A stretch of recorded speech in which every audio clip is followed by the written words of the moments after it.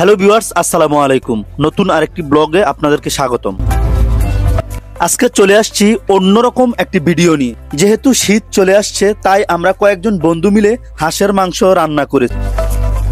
হাঁসের মাংসের সবচেয়ে বড় বদঅভ্যাস, হাঁসের মাংস থেকে একটা গন্ধ আসে, যার কারণে অনেকেই হাঁসের মাংসটা পছন্দ করে না। তাই আমরা ভালোভাবে হাঁসের মাংসটা ধুয়ে পরিষ্কার করে নিব।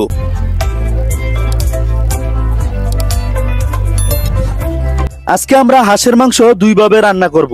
প্রথমে আদা বাটা, রসুন বাটা, দারচিনি, এলাচ, লং, তেজপাতা তেল দিয়ে ভালোভাবে মাখিয়ে নিব।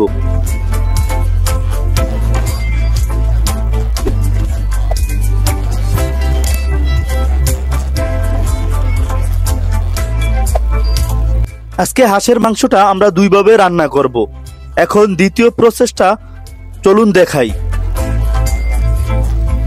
এখন আমরা মাংসটা অন্যভাবে রান্না করব। প্রথমেই একটা পাতিলে তেল, আদা বাটা, রসুন বাটা, বিভিন্ন মশলা মিক্স করে ভালোভাবে কষিয়ে নিব।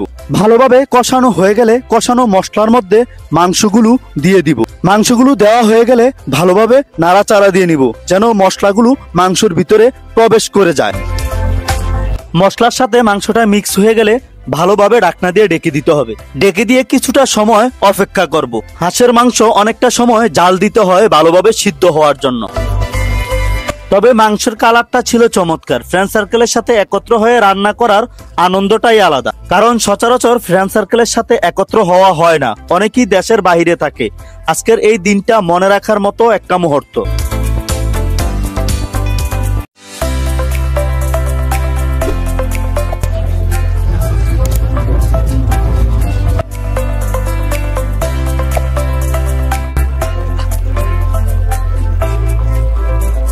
ঢাকনাটা খুলতেই অসম্ভব সুন্দর গ্রান আসছিল।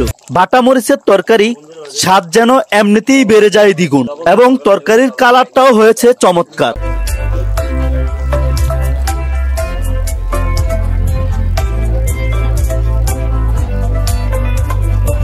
রান্না শেষে সবার প্লেটে ভাত, মাংস দেওয়া হচ্ছে। তবে আজকের পার্টিটা মনে রাখার মতো, এবং খাবারের স্বাদও হয়েছে ভিন্নতা।